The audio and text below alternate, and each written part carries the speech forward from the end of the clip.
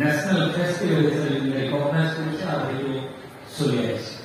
কিন্তু বাইদেউ পূজা বুলি কোৱাৰ লগে লগে যদিও বা এই অঞ্চলটোত সেই পূজাটো ৰাভা ছাত্ৰ সন্থা ৰাভা মহোদয় পৰিশিক্ষণ দেৱান কমিটিৰ উদ্যোগত ইয়াত প্ৰচাৰিত হৈছে, প্ৰচাৰ হৈছে। আচলতে বাইদেউ পূজা বুলি কোৱাৰ লগে লগে সচৰাচৰ এখন গাঁৱত প্ৰত্যেকজন ব্যক্তিয়ে এই পূজা অৰ্চনা কৰা এটা বিষয়। কাৰণ বাইদেউ বুলি ক'লে জেঠ মাহৰ পূৰ্ণিমা যিদিনা তিথি আৰম্ভ হয় সেই তিথিৰ এসপ্তাহ আগতে যি এই পূজা গাঁওখনত যিসকল ব্যক্তি পূজাৰী হিচাপে মানে, দেউৰী হিচাপে মানে, দেউচী হিচাপে মানিব আৰু তেওঁলোকক সেই দেৱীক সন্তুষ্ট কৰিবৰ কাৰণে যিসকল নাচনী যাক বায়গা বুলি কোৱা হয়, সেই বায়গাসকলে এসপ্তাহ আগতে পূজাৰ এসপ্তাহ আগতে ঘৰৰ কোনো মানুহৰ সংস্পৰ্শ নাহে, ঘৰৰ কোনো অন্য সদস্য ৰন্ধা বা ভাতটো নাখায়, সেই নিৰামিষ খায়, সেই মানুহজন খাপ বা বিচনাত শুবলৈ নাপায়, মাটিত এখন সাধাৰণ ঢাৰি বা তাতো পানী তাত শুবলগীয়া হয়।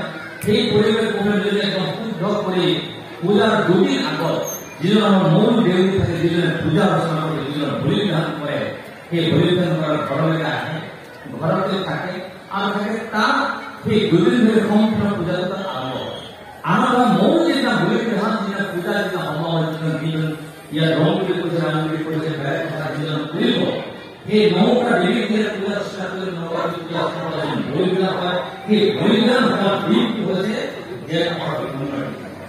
আৰু জেঠ মাহৰ পূৰ্ণিমা বেছিকে পূৰ্ণিমা কৰিব দিলেও আমি আপোনালোকে চাইছে পূজাখন চাব, ইয়াৰ হয়তো ৰাতিপুৱা 9 বজাত পূজাটো আৰম্ভ হয় আৰু 11 বজাত পূজাটো তেখেতসকলে শেষ কৰিব।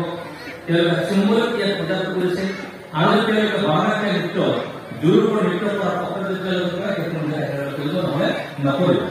কিন্তু আপোনালোকে চাব যে যিদিনা আমাৰ মূল পূজা হয়, সেই পূজা মূল আজি পূজা, ইয়াৰ মূল পূজাটো আজি কৰিছে আজি দুদিন আগতে প্ৰথম পূজাটো ষ্টাৰ্ট হয়। দুদিন পূজা কৰা আৰু আজিৰ দিনটোত ৰাতিপুৱা 9 মান বজাত আৰম্ভ হৈ ৰাতি প্ৰায় 10 মান বজাত প্ৰায় 12 ঘণ্টা ধৰি এই পূজা অৰ্চনা আছে। বিভিন্ন ধৰণৰ পূজা আছে, কেৱল বলি বিধান পূজা নহয়। যিসকল বায়গা থাকিব সেই বায়গাসকলে সম্পূৰ্ণ শুদ্ধ কৰি যেতিয়া শুদ্ধতাৰ ওপৰলৈ যেতিয়া যাব, তেতিয়াহে সেই বায়গাসকলে বাৰাণসী নৃত্য বা দুই প্ৰকাৰ নৃত্য নহ'লে ক'বা এইটো আজি হাজাৰো বছৰ আগৰ পৰা পৰম্পৰা চলি থাকে নৃত্য আৰু পৰম্পৰা। আৰু সৰ্বাধিক আপোনালোকে চাবলৈ যায় যিজন দেউৰী হ'ব, যিজন পূজাৰী হ'ব, মূল পূজাৰী হ'ব, সেই পূজাটো দেউৰী সকলৰ বস্তু নহয়।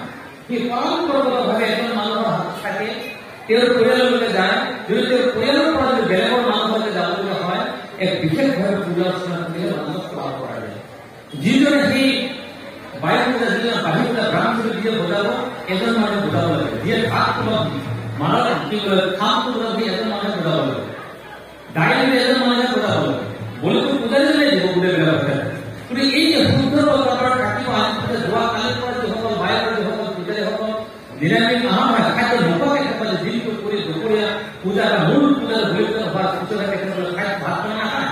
তেওঁলোকে ফোকচাপ কৰি লোৱা বস্তু খাদ্য যিটো নিমখ নাথাকে, যিটো তেল নাথাকে, কোনো মছলা বস্তু নাই, একদম পিয়ৰ শুদ্ধ শাকাহাৰী যদি থাকিব, সেইটো খোৱাৰ পিছতো দেহটোত কোনো কষ্ট নহয়। তাৰপিছত আৰু পূজা অৰ্চনা চলি থকাৰ পিছতে সন্ধিয়া বাৰাণসী নৃত্য কৰিবলৈ যায়। অকল বাৰাণসী নৃত্য কৰিলে শেষ ঘণ্টা ৰাতি আৰু পূজা থাকে। গতিকে গাহৰি বুলি হেৰিয়াত, ছাগলী বুলি হেৰিয়াত, ভংগী বুলি হয়, গাঁৱতে য'ত পূজা অৰ্চনা হ'ব, বহুত ঠাইত পূজা অৰ্চনা কৰা য'ত নেকি এনেধৰণৰ অনুষ্ঠান প্ৰতিষ্ঠান হয়, বাৰাণসী নৃত্যৰ সময়ত তালৈকে গাঁৱতে মাজত পূজা অৰ্চনা কৰা হয়।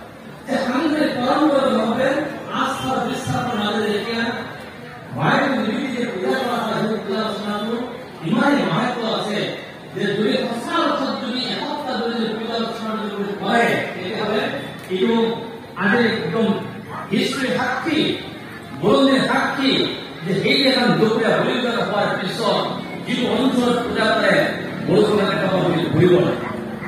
আজিলৈকে ভুল হোৱা, কিন্তু সেই কামটো কৰিব লাগিলে যে পূজাটো শুদ্ধ যিসকল বায়গা নিম্নতম 14 পৰা 15 জন, 13 পৰা 15 জন লাগে,